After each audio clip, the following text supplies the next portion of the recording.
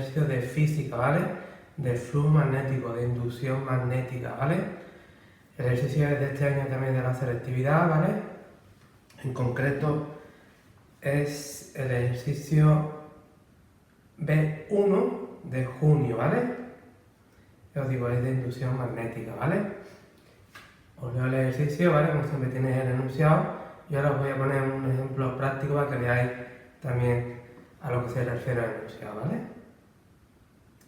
El enunciado dice lo siguiente: el lado móvil de una espira rectangular de la figura de longitud A, 0,15 metros, se mueve con una velocidad constante de 0,2 metros por segundo dentro de un campo magnético uniforme de módulo igual a 2 teslas, saliente del papel, según el esquema. Aquí no podemos poner a nuestro gusto el campo, sino que nos dicen que sale del papel, ¿vale? La resistencia eléctrica de la espira es igual a 50 ohmios. Determine de forma razonada la fuerza electromotriz inducida, el valor de la intensidad de corriente y el sentido de la corriente inducida en la situación del esquema y dibuje el campo inducido dentro de ella misma. Vale. Vamos a poner los datos, ¿vale?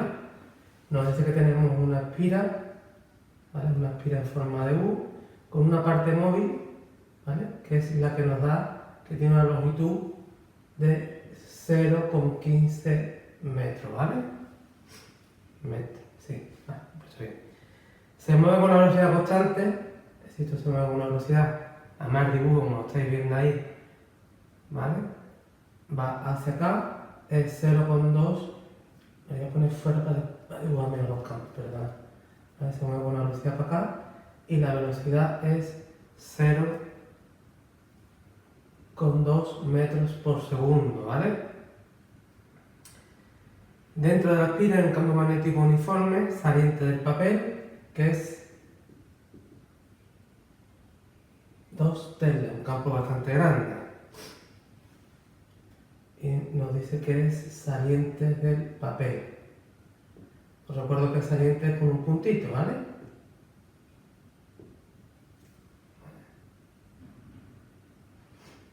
¿Vale?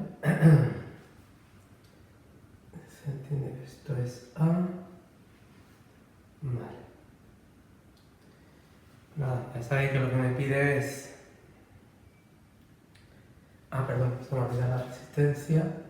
Es 50 ohmios. Vale, lo que nos pide es cálculo de la fuerza electromotriz inducida, es decir, la FEM, el valor de la intensidad de corriente y el sentido de la corriente y el sentido del campo inducido dentro de la espira, ¿vale? Vamos a recordar un poco de teoría, ¿vale? Vale. Cuando tenemos un campo magnético, ¿vale? Y tenemos una espira, ¿vale? Había varios ejemplos, que ya lo he hecho otra vez en vídeo, pero vamos, lo podéis ver en el canal o no me importa volver a repetir, ¿vale? Puede ser que la espira gire, ¿vale? En el caso de que la espira girara, ¿vale? El campo magnético iba cambiando, ¿vale? El campo magnético que entra en la espira, ¿vale? ¿Por qué? Porque esa variación de flujo o la variación de campo magnético dentro de la espira es la que provoca la fuerza electromotriz inducida por la ley de Henry and Faraday, ¿vale? Que es menos la variación del flujo, ¿vale? Es decir que por un lado tenemos el flujo, que lo que hace es medir el número de campo, ¿no? El número de líneas de campo que entra por unidad de superficie, ¿vale? Y este es el coseno del ángulo que forma dichos campos, ¿vale? Vale.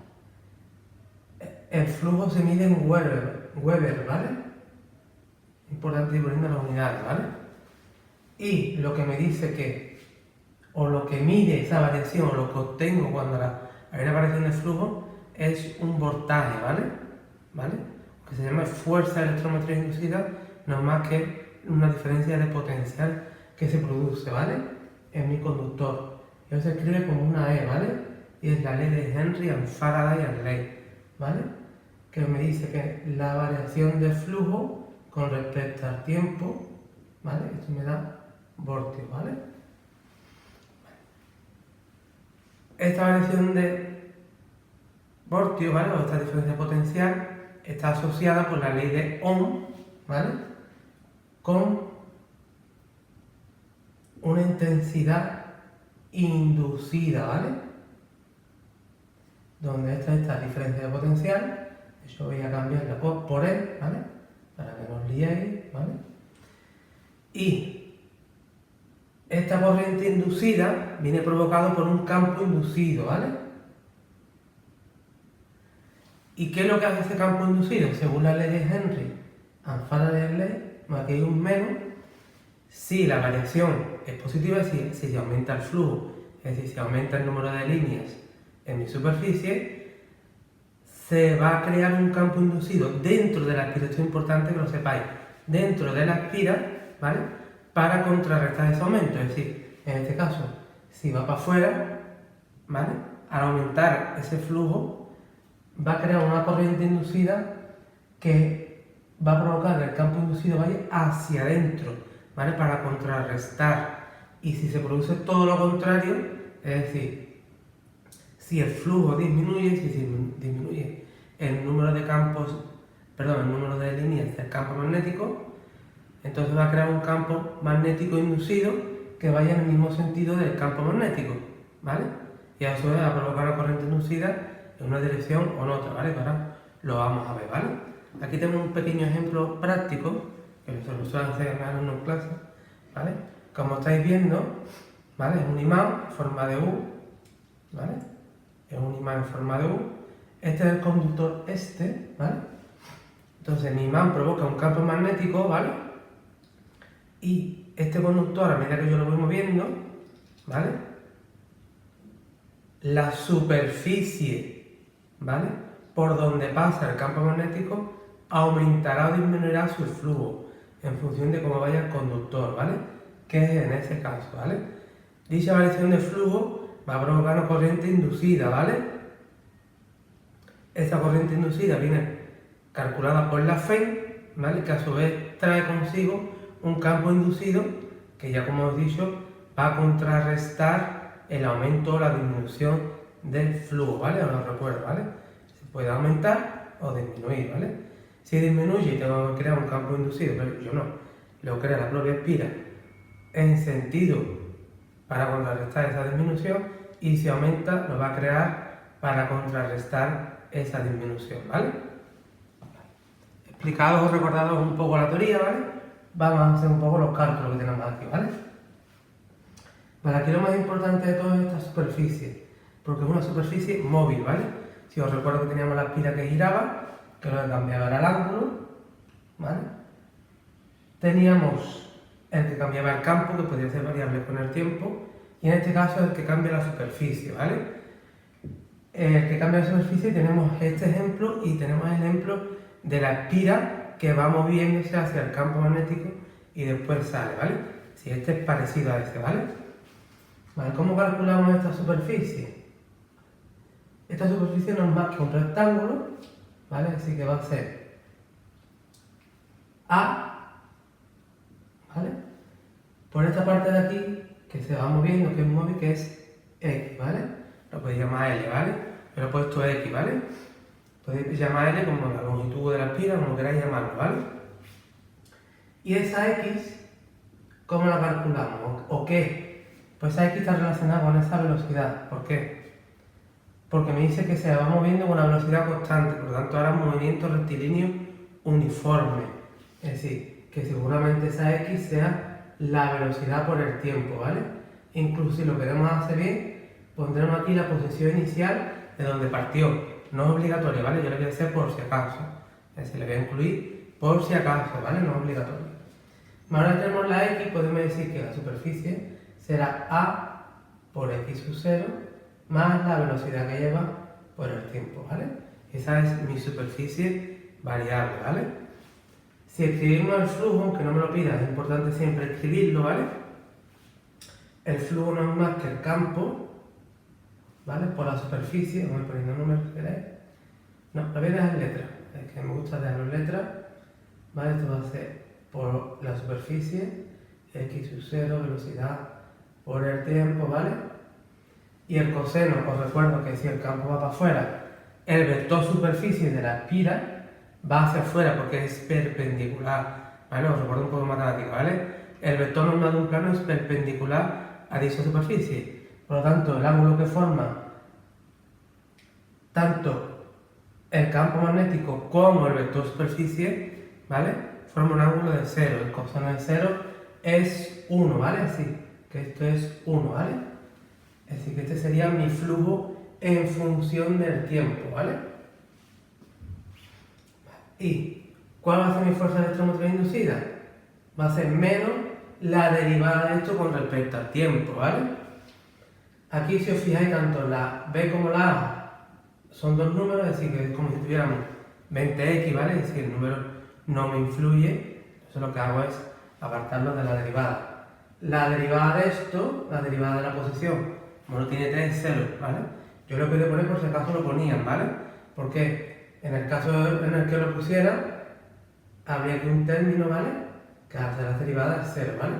Pero a la hora de calcular el flujo sí es importante, ¿vale? Si esto es 5, va a ser 5 por todo esto, pero después su derivada, la derivada de un número es 0, ¿vale? Yo solamente me quedaría la derivada de Vt, que es la velocidad, ¿vale? Esto se mide en Weber, ¿vale?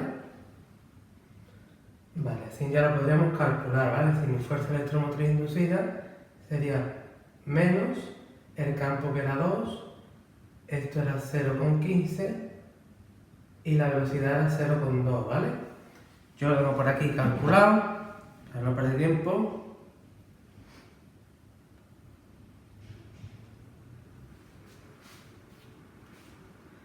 A mí me queda 0,06 voltios, ¿vale?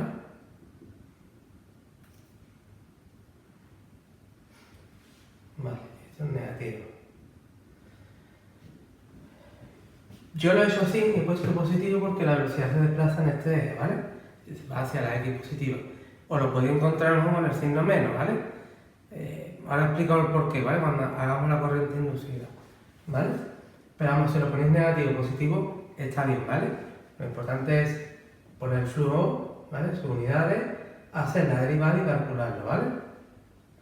Hemos hacer este menos y ahora voy a decir el por qué. Vale, voy a calcular la corriente inducida, que no es más que lo que acabamos de calcular, es decir, la FEM partido la resistencia, ¿vale? Que era 50 ohmios, ¿vale? Os recuerdo que era 0,06 partido 50. Y también lo tengo por aquí calculado. A mí me queda esto, menos 0,012 amperios, ¿vale? La intensidad se mide en amperios, ¿vale? ¿Por qué sale negativa? Vamos a verlo. Si el conductor, como os enseña la figurita, ¿vale? Tal como os enseña la figurita, ¿vale? Os recuerdo que si va aumentando y disminuyendo, ¿vale? En este caso, mi conductor se mueve para acá, es decir, va aumentando la superficie por donde pasan las líneas del campo magnético, ¿vale? Eso quiere decir que el flujo aumenta, ¿vale? Vale, entonces, si el flujo aumenta, ¿vale? El campo inducido, es decir, si aumenta el flujo, ¿cómo tiene que ser el campo inducido? Si va aumentando, tengo que crear un campo inducido en sentido opuesto, es decir, que el campo inducido irá hacia adentro, ¿vale? Para contrarrestar el aumento, ¿vale? Es decir, este sería el campo inducido. El campo inducido lo ponemos hacia adentro, ¿vale? ¿Vale? Y si el campo magnético es inducido hacia adentro, ¿vale? ¿Cómo va a ser la corriente? Utilizamos la regla de la mano derecha de los hilos conductores, ¿vale? Os recuerdo que esto era la intensidad, ¿vale?